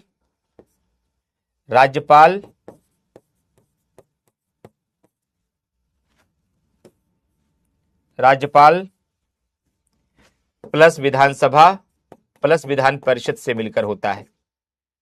ओहो, आज तो ये पहली बार जाने। इसका मतलब है कुछ राज्य विधानमंडल द्विसदनी होते हैं, यस, और जो द्विसदनी राज्य विधानमंडल होते हैं वहां विधान परिषद भी होती है, यस। और कुछ राज्य केवल एक सदनी होते हैं, यस। और एक सदनी राज्य विधानमंडल का गठन केवल राज्यपाल और विधानसभा से मिलकर होता है, यस। अरे तो फिर ये भी बता दीजिए ना कि कितने राज्य ऐसे हैं जो द्विसदनी हैं, कितने राज्य ऐसे हैं जो एक सदनी है, कौन कौन से राज्य ऐसे हैं जहां विधान परिषद है, कौन कौन से राज्य ऐसे हैं जहां विधान परिषद नहीं है, ये भी क्लियर कर दीजिए, लगे हाथ क्लियर कर देते हैं। भारत में 6 राज्य ऐसे हैं, भारत में 6 राज्य वर्तमान में ऐसे हैं जहां पर विधान परिषद है, यानी कि यही 6 राज्य द्विसदनी राज्य विधानमंडल के अंतर्गत आएंगे। यही 6 राज्य ऐसे, 7 नहीं भैया, 7 नहीं, गलत पढ़ लिया आपने, 6 होंगे। आशीष कुमार पाठक, जम्मू कश्मीर में समाप्त हो गया बाबू, अपडेट कीजिए, केवल 6 राज्य हैं। कौन कौन से हैं? 6 राज्य हैं विधान परिषद वाले, एक है यूपी, एक है एमपी, एक है महाराष्ट्र, एक है कर्नाटक, एक है आंध्र प्रदेश, एक है तेलंगाना। आगे बहुत डिटेल में पढ़ाएंगे, अभी तो मैं केवल संक्षिप्त परिचय दे रहा हूं आपको, अभी तो मैं केवल संक्षिप्त परिचय दे रहा हूं। भारत में केवल 6 ऐसे राज्य हैं जहां विधान परिषदें मौजूद है, बाकी बचे हुए सारे राज्य विधानमंडल एक सदनी है, जहां राज्य विधानमंडल का गठन केवल राज्यपाल और विधानसभा से मिलकर होगा। सर एक बात और बता दीजिए, कौन सी बात? जैसे आपने कहा कि संसद का गठन आर्टिकल 79 के तहत होता है, मेरा मन कर रहा है कि आप ये भी बता दीजिए कि राज्य विधानमंडल का गठन किससे होता है, ताकि छोटी छोटी बातें अभी से याद करते चले। चलो बता देता हूँ। राज्य विधानमंडल का प्रावधान भारतीय संविधान के अनुच्छेद 168 में किया गया है, और ये बार बार सवाल पूछा जाता है और 90% लोग इसे गलत करके आते हैं।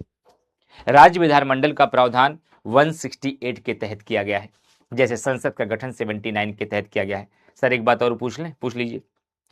जिस तरीके से भारत का राष्ट्रपति संसद का सदस्य नहीं होता, क्या उसी तरीके से राज्यपाल भी राज्य विधानमंडल का सदस्य नहीं होता? नहीं होता।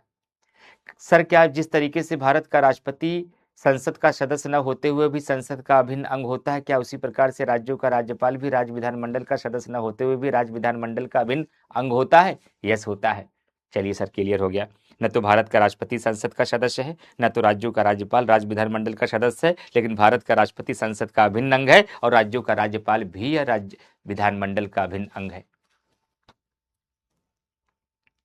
ये आज नहीं समझाएंगे दीपा जी, इसके लिए इंतजार करना पड़ेगा। दीपा जी कह रहे हैं कि सर विधान परिषद समझा दीजिए क्या होता है, बिल्कुल नहीं समझाएंगे आज। विधान परिषद तब समझाऊंगा जब मैं आपको विधायिका पढ़ाऊंगा दीपा। बहुत ज्यादा समझने की अगर उत्सुकता, केवल इतना बता सकता हूं, जिस प्रकार से देश स्तर पर 2 सदन होते हैं, उसी प्रकार से राज्य स्तर पर 2 सदन होते हैं।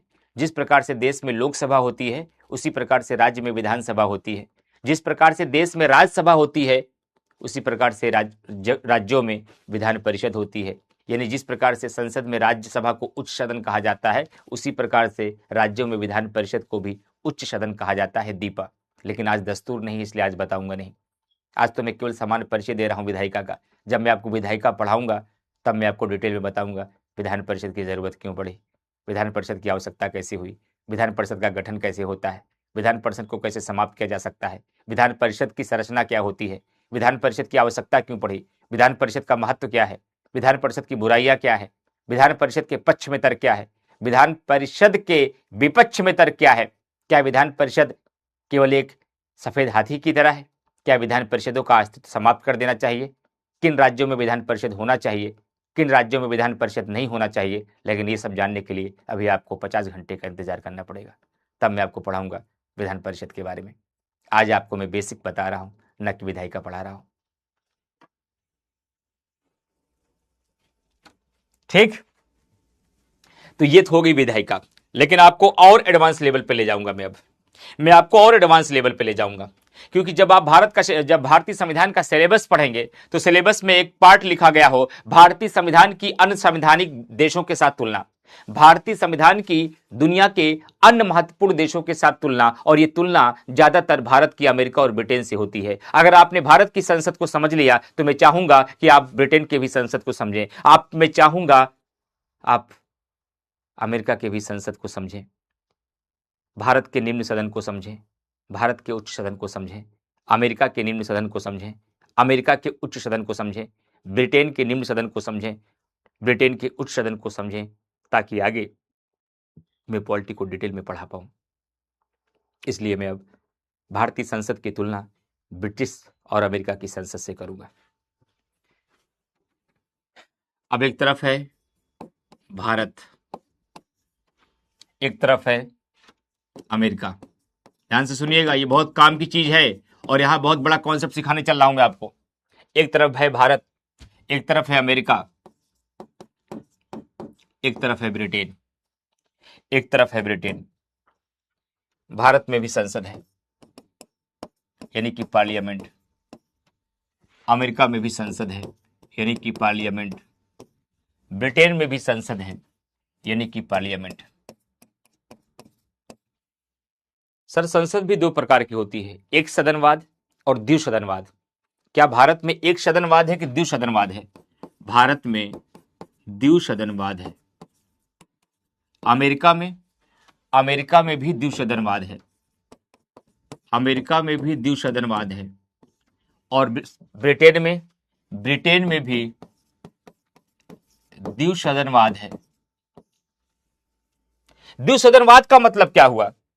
द्विसदनवाद का मतलब दो सदन है।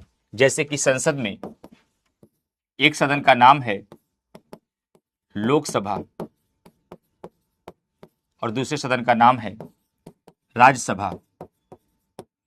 मैंने जितनी पॉलिटी पढ़ाई है उस पॉलिटी के आधार पर आप बताइए कमेंट करके, द्विसदनवाद किसका लक्षण है?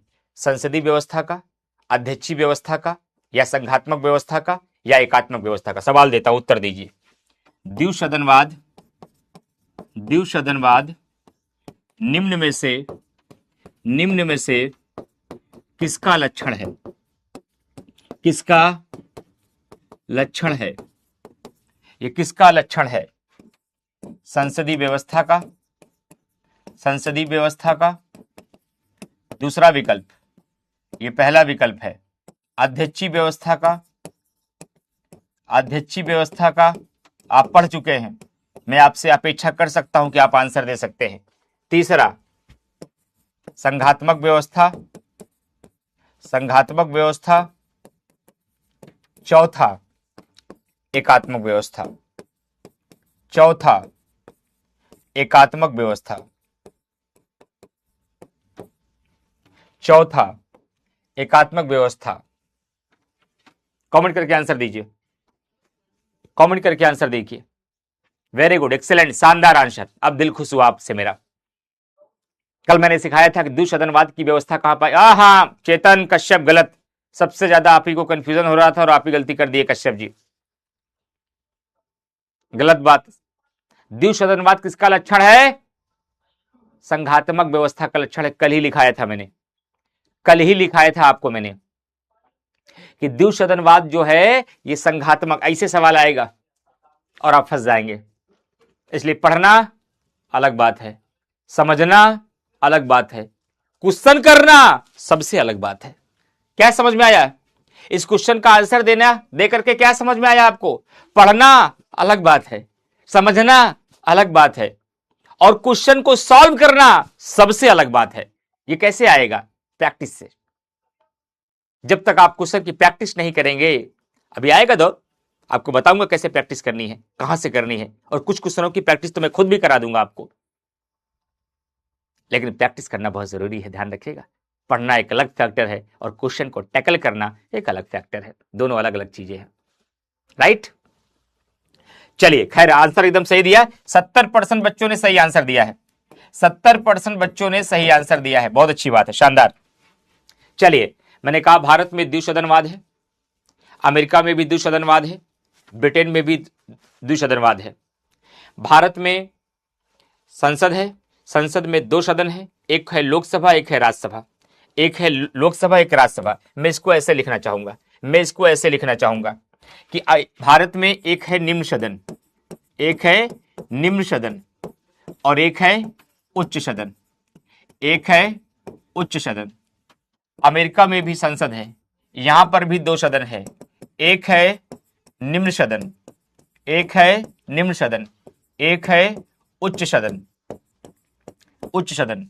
ब्रिटेन में भी संसद है, एक है निम्न सदन,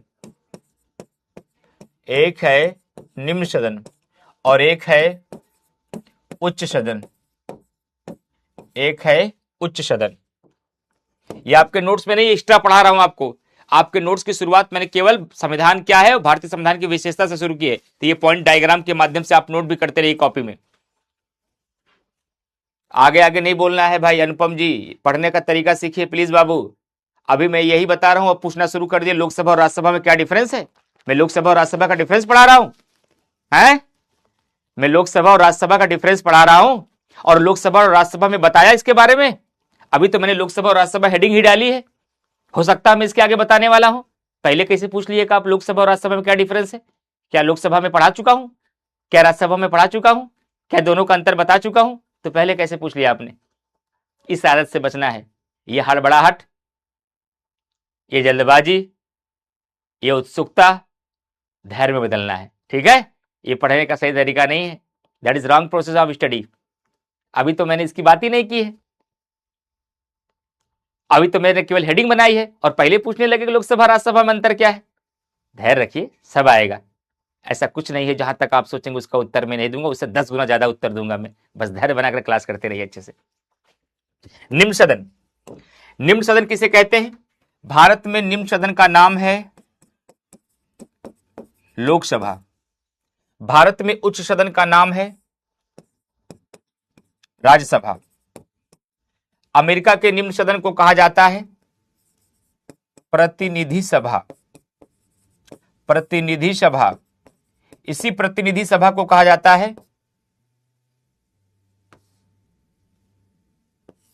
रिप्रेजेंटेटिव हाउस। Representative house. उस सदन को कहा जाता है सीनेट। ब्रिटेन के निम्न सदन को कहा जाता है हाउस ऑफ लॉर्ड और अमेरिका के उस सदन को कहा जाता है हाउस ऑफ कॉमन। ध्यान से सुनिएगा, मैं फिर सचेत कर दे रहा हूं। अगला 15 मिनट बहुत इंपॉर्टेंट होने वाला है आपके लिए। अगला 15 मिनट बहुत इंपॉर्टेंट होने वाला है। अगला 15 मिनट अपना हाथ अपने टाइपिंग के बटन से हटा लीजिए और अपने दिमाग की बत्ती एकदम खोल दीजिए, क्योंकि अगले 15 मिनट में बहुत बड़ा कॉन्सेप्ट आपको मैं सिखाने वाला हूं, जिसके लिए आपके कंसंट्रेशन लेवल का बहुत हाई होना जरूरी है। इसलिए सबका फोकस एकदम क्लास के लेक्चर पर और बोर्ड पे होना चाहिए। सबका ध्यान हमारी आवाज पर और बोर्ड पर होना चाहिए, ध्यान रखिएगा। मैंने तुलना करते हुए किससे कहा कि एक भारत है, एक अमेरिका है, एक ब्रिटेन है। भारत में भी संसद है, अमेरिका में भी संसद है, ब्रिटेन में भी संसद है। भारत में भी द्विसदनवाद है, अमेरिका में भी द्विसदनवाद है, ब्रिटेन में भी द्विसदनवाद है। द्विसदनवाद जो है ये संघात्मक व्यवस्था का लक्षण है। अब भारत की संसद में एक निम्न सदन है, एक उच्च सदन है। अमेरिका में भी एक निम्न सदन है, एक उच्च सदन है। ब्रिटेन में भी एक निम्न सदन है, एक उच्च सदन है। भारत के निम्न सदन को लोकसभा कहा जाता है, भारत के उच्च सदन को राज्यसभा कहा जाता है। अमेरिका के निम्न सदन को प्रतिनिधि सभा कहा जाता है, इसको इंग्लिश में हम रिप्रेजेंटेटिव हाउस कहते हैं। अमेरिका के उच्च सदन को सीनेट कहा जाता है, ब्रिटेन के निम्न सदन को हाउस ऑफ लॉर्ड कहा जाता है और ब्रिटेन के उच्च सदन को हाउस ऑफ कॉमन कहा जाता। माफी चाहेंगे, एक्सट्रीमली सॉरी। इसको हम लोग हाउस ऑफ कॉमन बोलते हैं, माफी चाहेंगे, इधर का उधर हो गया। इसे हम हाउस ऑफ कॉमन कहते हैं। किसे? निम्न सदन को हाउस ऑफ कॉमन कहते हैं और उच्च सदन को हाउस ऑफ लॉर्ड कहा जाता है। हाउस ऑफ लॉर्ड कहा जाता है। अब मैंने कहा कि द्वितीय सदन जो होता है, द्वितीय सदन जो होता है यह संघात्मक व्यवस्था का लक्षण है। इसका मतलब द्वितीय सदन का ये जो द्वितीय सदन, देखिए यही इसी को क्या बोलते हैं? द्वितीय सदन, जिसको आप उच्च सदन कहते हैं, इसी को द्वितीय सदन कहा जाता है। और द्वितीय सदन का मुख्य उद्देश्य क्या होता है? राज्यों का प्रतिनिधित्व करना। राज्यों का प्रतिनिधित्व करना। प्रतिनिधित्व करने का मतलब क्या होता, मैं पहले समझा चुका हूं। राज्यों का प्रतिनिधित्व केंद्र में करना। और यही द्वितीय सदन जो है राज्यों के हितों की बात केंद्र में करता है। राज्यों के हितों की बात केंद्र में करता है, यह राज्यों का प्रतिनिधित्व करता है। यानी कि यह हमारे संघात्मक ढांचे को बनाए रखता है, यह हमारे संघात्मक ढांचे को बनाए रखता है। क्योंकि संघात्मक व्यवस्था का मतलब होता है केंद्र एवं राज्य के मध्य शक्तियों का बंटवारा। क्योंकि संघात्मक व्यवस्था के अंतर्गत होता है केंद्र एवं राज्य के मध्य शक्तियों का बंटवारा, और द्वितीय सदन का मुख्य उद्देश्य ही है कि केंद्र में राज्यों का प्रतिनिधित्व करना। ओहो सर, समझ गए समझ गए। इसका मतलब है कि द्वितीय सदन की आवश्यकता उस देश में पड़ती है जिस देश में संघात्मक व्यवस्था होगी। द्वितीय सदन की आवश्यकता केवल उस देश में पड़ती है जिस देश में संघात्मक व्यवस्था होती है, क्योंकि आपने कहा कि द्वितीय सदन का मुख्य उद्देश्य होता है केंद्र में राज्यों का प्रतिनिधित्व करना। इसका मतलब आज समझ में आ गया कि राज्यसभा का मुख्य कार्य है राज्यों का प्रतिनिधित्व करना केंद्र में। राज्यसभा का मुख्य कार्य होता है, उच्च सदन का मुख्य कार्य होता है, द्वितीय सदन का मुख्य कार्य होता है कि केंद्र में राज्यों का रिप्रेजेंटेशन करना, केंद्र में राज्यों का प्रतिनिधित्व करना। इसका सबसे मुख्य कार्य होता है, सबसे इंपॉर्टेंट कार्य होता है। और द्वितीय सदन की आवश्यकता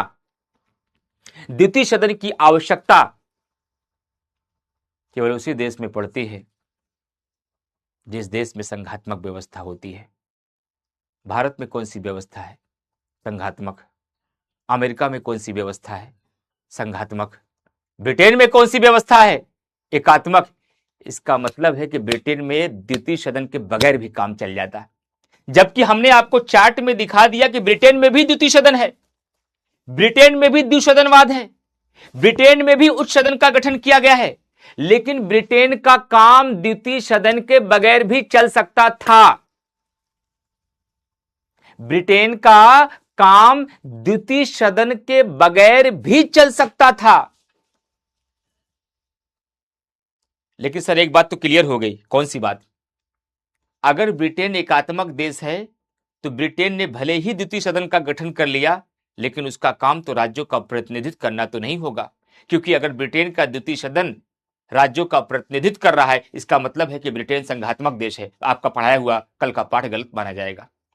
अगर आप कहते कल पढ़ाया हुआ पाठ सही है तो ब्रिटेन के द्वितीय सदन को राज्यों का प्रतिनिधित्व नहीं करना चाहिए, क्योंकि अभी अभी आप सिखा रहे हैं जिस देश में द्वितीय सदन राज्यों का प्रतिनिधित्व करता है वह देश संघात्मक होता है। द्वितीय सदन की आवश्यकता उसी देश में पड़ती है जहां संघात्मक व्यवस्था होती है। और आपने यह भी कह दिया भारत अगर द्वितीय सदन का गठन न करता तो भारत संघात्मक देश न बन पाता। अमेरिका अगर द्वितीय सदन के गठन न करता तो अमेरिका संघात्मक देश न बन पाता। अगर लेकिन ब्रिटेन एकात्मक देश है तो ब्रिटेन का काम एक सदन में भी चल सकता था, ब्रिटेन का काम एक सदन में भी चल सकता था। बावजूद उसके ब्रिटेन ने द्वितीय सदन का गठन किया, बावजूद उसके ब्रिटेन ने द्वितीय सदन का गठन किया। क्या काम है द्वितीय सदन का? क्या काम है द्वितीय सदन का? क्या करता है ब्रिटेन का द्वितीय सदन? राज्यों का प्रतिनिधित्व तो करेगा नहीं, क्योंकि वह एकात्मक देश है। इसका मतलब कुछ और करता होगा। इसका पहला काम होता है विद्वान लोगों का प्रतिनिधित्व करना।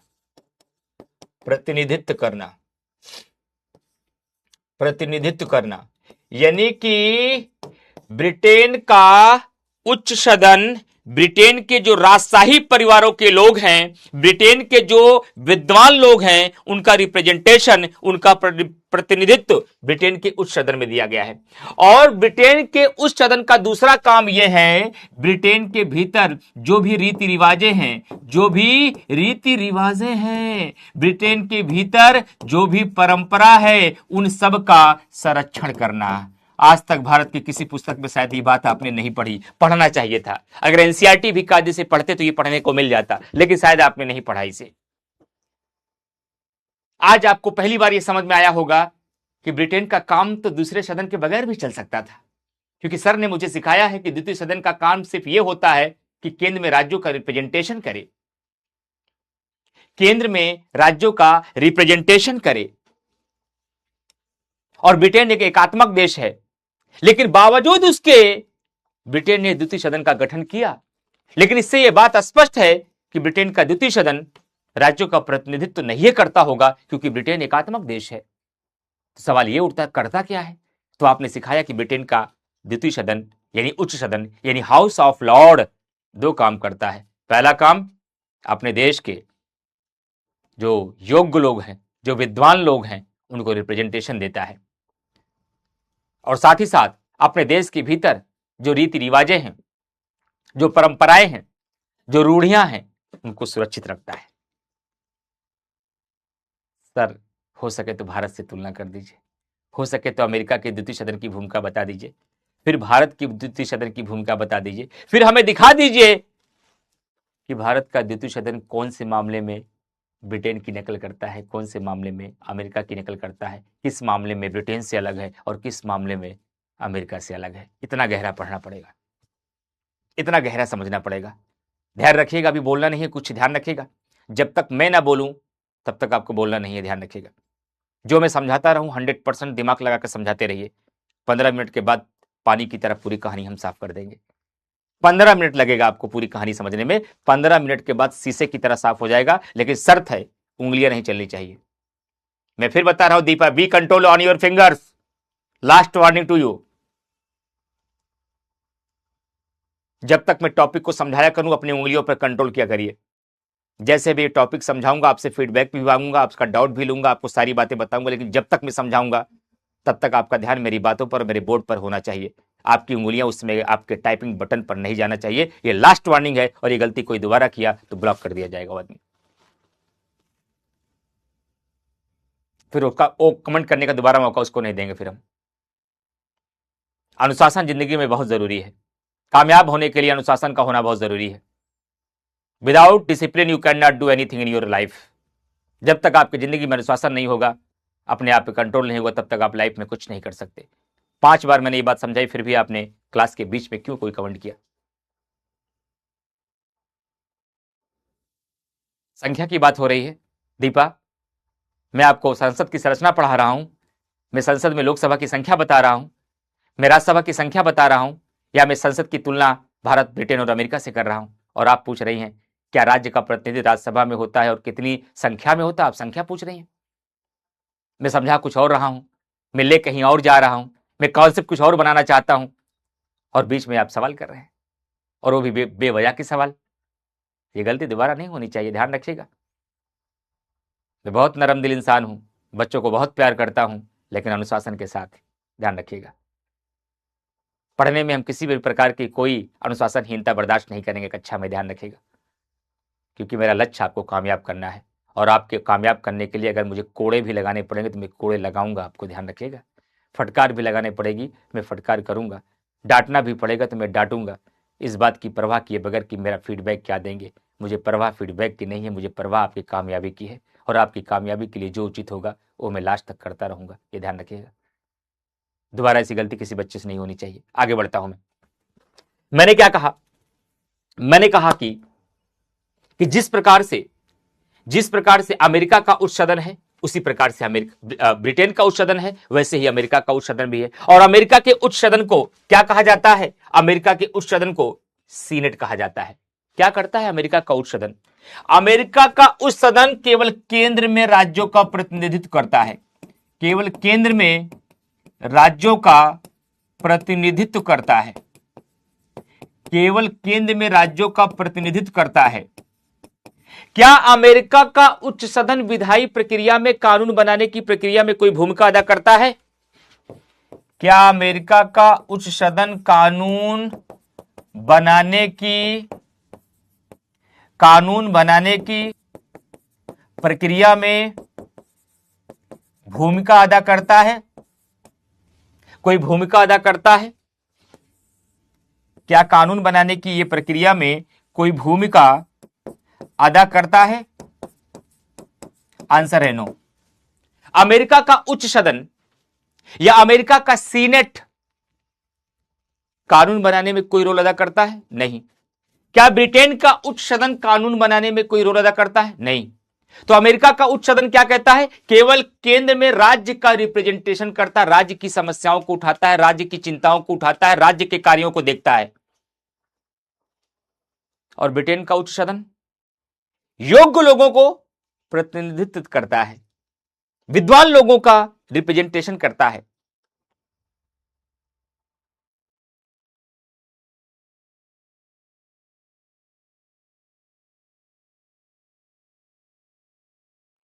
और अमेरिका का केवल राज्यों का प्रतिनिधित्व करता है। अब आप भारत को देखते हैं, अब आप भारत को देखते हैं कि भारत का उच्च सदन राज्यसभा क्या करता है। भारत का उच्च सदन राज्यसभा क्या करती है? कोई बच्चा को कमेंट किया था कुछ देर पहले ना कि राज्यसभा का क्या काम है, लोकसभा का क्या काम है। वक्त तो आने दीजिए, सब जानोगे बाबू। क्यों इतनी हड़बड़ाहट, क्यों इतनी बेचैनी, क्यों इतना अल्हड़पन है आप में? थोड़ा धैर्य रखो। सिविल सेवक बनने जा रहे हैं आप, एक आईएएस आईपीएस अधिकारी बनने जा रहे हैं, आपको तहसील संभालना है। हड़बड़ाहट से तहसील नहीं संभलेगा। तहसील संभालने के लिए धैर्य चाहिए, पेशेंस। सिविल सेवक के कैरेक्टर, उसके लक्षण आपके व्यक्तित्व में दिखने शुरू हो जाने चाहिए। ठीक है, चलिए अब आगे चलता हूं। अब मैं भारत की तुलना करता हूं। भारत का उच्च सदन क्या कहता है? राज्यसभा। भारत में राज्यसभा क्या करती है? भारत में द्वितीय सदन क्या करता है? भारत में राज्यसभा क्या करती है? राज्यसभा का पहला काम है केंद्र में राज्यों का प्रतिनिधित्व करना। केंद्र में राज्यों का प्रतिनिधित्व करना। केंद्र में राज्यों का प्रतिनिधित्व करना पहला काम है। दूसरा काम है विद्वान लोगों का प्रतिनिधित्व करना। विद्वान लोगों का प्रतिनिधित्व करना। कैसे पता सर विद्वान लोगों का प्रतिनिधित्व करती है? अरे पढ़िए ना भारतीय संविधान का आर्टिकल 80। भारतीय संविधान के आर्टिकल 80 में लिखा गया है, भारतीय संविधान के आर्टिकल 80 में लिखा गया है, भारत का राष्ट्रपति राज्यसभा में 12 सदस्यों का मनोनयन करेगा जो साहित्य, विज्ञान, कला एवं समाज सेवा के क्षेत्र में उत्कृष्ट कार्य के लिए जाने जाते हैं।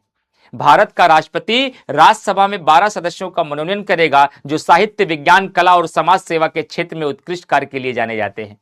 जिससे यह बात स्पष्ट हो गई कि भारत में राज्यसभा का विद्वान लोगों का रिप्रेजेंटेशन भी होता है। और साथ ही साथ भारत में राज्यसभा विधायी प्रक्रिया और साथ ही साथ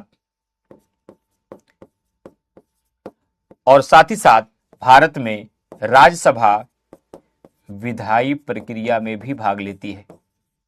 विधायी प्रक्रिया में भी भाग लेती है। विधायी प्रक्रिया में भी भाग लेती है।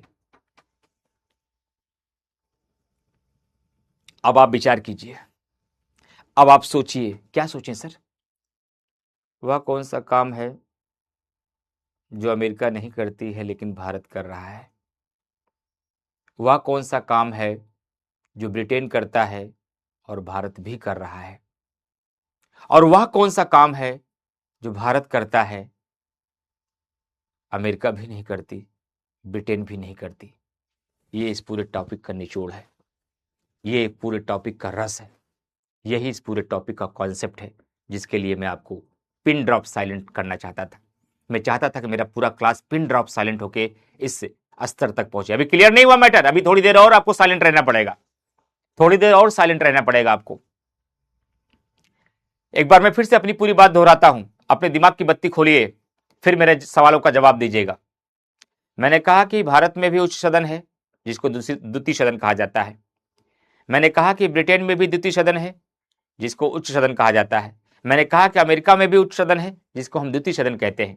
लेकिन अमेरिका का द्वितीय सदन का केवल एक काम है, केंद्र में राज्यों का प्रतिनिधित्व करना, और द्विसदनवाद संघात्मक व्यवस्था का लक्षण होता है। अमेरिका में भी द्वितीय सदन है जिसका मुख्य काम है विद्वान लोगों का प्रतिनिधित्व करना और अपने रीति रिवाजों का, अपनी परंपराओं का, अपने संस्कृतियों का संरक्षण करना। और भारत में भी द्वितीय सदन है, और भारत में द्वितीय सदन के 3 कार्य हैं। पहला कार्य है योग्य लोगों का प्रतिनिधित्व करना, दूसरा काम है राज्य का प्रतिनिधित्व करना, और तीसरा काम है विधायी प्रक्रिया में भाग लेना। क्या कमाल का है भारत का सदन, क्या कमाल का है भारत की राज्यसभा। भारत की राज्यसभा जहां एक ओर ब्रिटेन के उस सदन की भांति योग्य लोगों का प्रतिनिधित्व कर रही है, वहीं दूसरी ओर अमेरिका के उच्च सदन सीनेट की भांति केंद्र में राज्यों का प्रतिनिधित्व भी कर रही है। वहीं तीसरी ओर भारत की राज्यसभा कानूनी प्रक्रिया में भी अपनी भूमिका अदा कर रही है, जो न तो अमेरिका का उच्च सदन करता है और न ही ब्रिटेन का उच्च सदन करता है। जो न तो अमेरिका का उच्च सदन करता है और न ही ब्रिटेन का उच्च सदन करता है, जिससे यह बात स्पष्ट हो गई भारत की राज्यसभा अमेरिका के भी लक्षण समेटे हुए है। भारत का राज्यसभा, भारत का उच्च सदन ब्रिटेन के भी लक्षण समेटे हुए हैं, और भारत का उच्च सदन ऐसा भी कुछ करता है जो न अमेरिका करता है न ब्रिटेन करता है। इसलिए भारत की राज्यसभा ब्रिटेन से भी विशिष्ट है, अमेरिका से भी विशिष्ट है, दुनिया के सभी देशों के उच्च सदनों से विशिष्ट है भारत का उच्च सदन, यानी भारत का द्वितीय सदन, यानी कि भारत की राज्यसभा।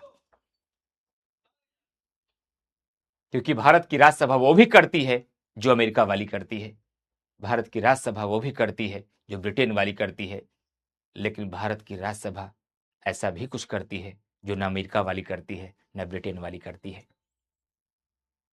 अमेरिका वाली राज्यसभा विद्वान लोगों का रिप्रेजेंटेशन नहीं करती, ब्रिटेन वाली राज्यसभा कानून बनाने की प्रक्रिया में भाग नहीं लेती, और भारत की राज्यसभा कानून बनाने की प्रक्रिया में भाग भी लेती है, अमेरिका की तरह केंद्र में राज्यों का प्रतिनिधित्व भी करती है, ब्रिटेन की तरह योग्य लोगों का रिप्रेजेंटेशन भी करती है।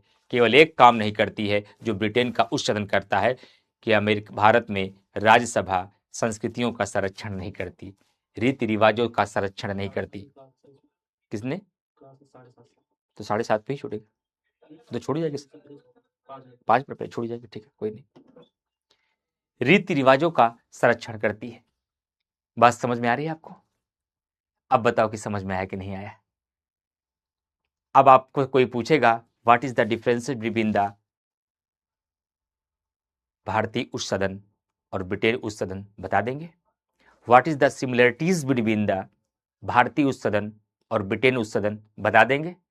What is the similarities between the भारतीय एंड अमेरिकी उच्च सदन, तो बता देंगे? क्या आप समझ पाए कि भारत में उच्च सदन का रोल क्या है, अमेरिका में उच्च सदन का रोल क्या है, ब्रिटेन का उच्च सदन का रोल क्या है, और भारत का उच्च सदन किस प्रकार से अमेरिकी और ब्रिटिश उच्च सदन से विशिष्ट है? लेकिन इस मजे तक पहुंचने के लिए धैर्य रखना पड़ेगा साहब। बस एक साथ दीजिएगा, क्लास को क्लास की तरीके से पढ़िएगा, हमें अच्छा माहौल दीजिएगा, हमें अच्छे अनुशासन के साथ पढ़िएगा।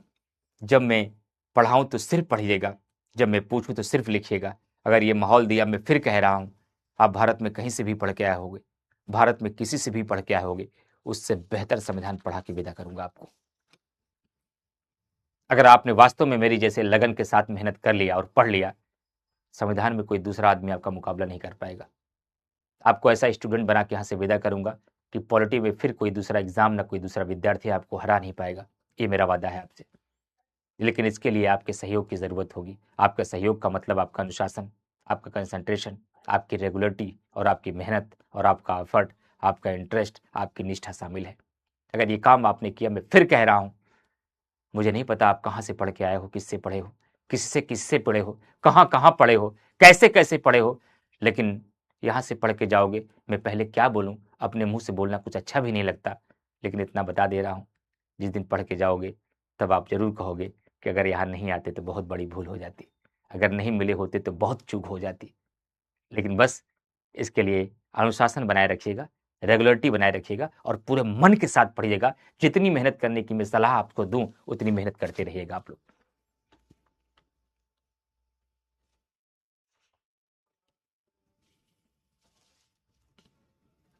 नहीं करता है।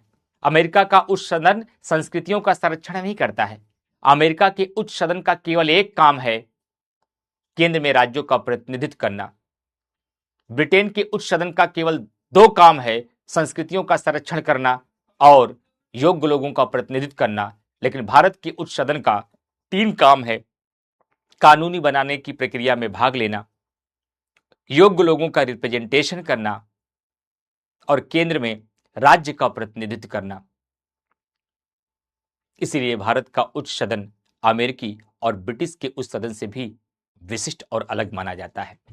और मैंने आपको एक कॉन्सेप्ट यह भी सिखा दिया, अगर ब्रिटेन अपने देश के भीतर उच्च सदन का गठन न करता तब भी उसका काम चल सकता था, क्योंकि उच्च सदन का मुख्य उद्देश्य होता है संघात्मक व्यवस्था को बनाए रखना और केंद्र में राज्य का प्रतिनिधित्व करना।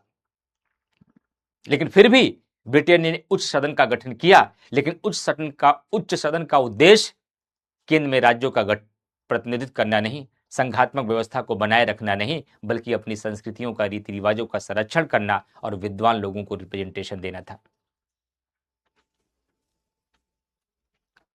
नवनीत जी, मैं आपको सलाह दूंगा, पिछली 2-3 क्लासेस अच्छे से कर लीजिए भैया, पिछली 2 क्लासेस अच्छे से कर दीजिए। मैं फिर बता रहा हूं, मैं बहुत नरम दिल आदमी हूं, मैं अपने बच्चों से बहुत प्यार करता हूं, अपने स्टूडेंट्स। मेरी ज़िंदगी में पिछले 10 साल में मेरे आसपास कोई रहा नहीं है सिवाय मेरे स्टूडेंट के। मैं बहुत मोमदिल इंसान हूं, मैं बहुत इमोशनल पर्सन हूं, लेकिन सिर्फ चाबुक की मार अपने बच्चों पर इसलिए लगाए रहते ताकि हमारे बच्चे कामयाब हो सके। क्योंकि एक मूर्तिकार हथौड़ी और छेनी उन्हीं के ऊपर चलाता है जिसको वह बेहतर आकार देना चाहता है। तो केवल आपको बेहतर बनाने के लिए, आपको तराशने के लिए, आपको अच्छा व्यक्तित्व बनाने के लिए, आपको अच्छा इंसान बनाने के लिए, पॉलिटी में आपकी समझ को बेहतर बनाने के लिए मैं कई बार आपको डांट भी लगाऊंगा, कई बार आपको फटकार भी लगाऊंगा, कई बार आपको सिखाऊंगा भी, आपके ऊपर चिल्लाऊंगा भी, लेकिन वो सब आपकी बेहतरी के लिए करूंगा। उसे दिल पे नहीं लेना है कभी, न तो उसके लिए कभी बुरा मानना है, क्योंकि जिस दिन ये बंद कर दिया मैंने, उस दिन आप खोखले हो जाएंगे। क्योंकि जब मैं पूरा लेक्चर कंप्लीट कर दूंगा ना, तो शंका नाम की कोई चीज बचेगी ही नहीं, डाउट नाम की कोई चीज छूटेगी ही नहीं। बस शर्त है कि पूरा लेक्चर कंप्लीट होने तक आप मेरा इंतजार कर लीजिए बस। तो आज मैंने आपके राज्य व्यवस्था की मूल अवधारणा की बेसिक बातें क्लियर कर दी। इसमें कुछ बातें और बची हैं जो मैं अगले लेक्चर में कवर करूंगा, क्योंकि मैंने आज के सेशन में जो लक्ष्य रखा था वो क्या रखा था, राज्य क्या होता है ये बता दिया, राज्य के तत्व क्या होते हैं बता दिया, सरकार के अंग किसे कहते हैं बता दिया, कार्यपालिका, विधायिका और न्यायपालिका क्या है बता दिया। अभी मुझे विधेयक किसे कहते हैं, कानून कैसे बनता है, बहुमत के प्रकार कितने हैं ये भी मुझे बताना है, और अभी मुझे अस्थायी कार्यपालिका और राजनीतिक कार्यपालिका के बारे में भी बताना है। ठीक है, तो आज के सेशन में इतना ही। कमेंट करके जरूर बताइएगा कि पूरा क्लास अच्छे से आप लोगों को समझ में आया, कोई दिक्कत किसी बच्चे को तो नहीं यहाँ तक हुई, सारे डाउट्स क्लियर है सबको। Thank you very much to all of you. मैं फिर मिलूंगा, और ध्यान रखिएगा आपके पास सूचना जाएगी, परसों मैं आउट ऑफ स्टेशन हूं, परसों आपका, कल संडे है, संडे को ऐसे अवकाश रहता है, मंडे को थोड़ा मैं कुछ निजी कारणों की वजह से आउट ऑफ स्टेशन जा रहा हूं, परसों मेरी क्लास नहीं है, मेरी मुलाकात आपको मंडे से होगी और ट्यूसडे से होगी, मेरी मुलाकात आपके साथ अब ट्यूसडे से होगी, मंडे को क्लास मेरी नहीं है। तब तक आप नोट्स का अध्ययन करिएगा और जितना पढ़ा दिया उसका रिवीजन करिएगा। Thank you very much to all of you, thank you to all of you.